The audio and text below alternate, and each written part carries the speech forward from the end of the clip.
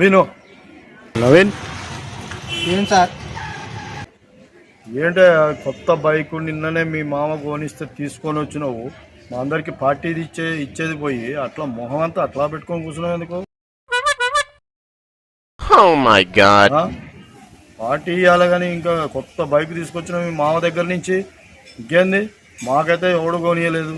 మా మామయ్య బైక్ కొనిచ్చింది నేను తిరగడానికి కాదు సార్, వాళ్ళ అమ్మాయిని వెనక ఎక్కించుకొని తిప్పడానికి సార్. వారిని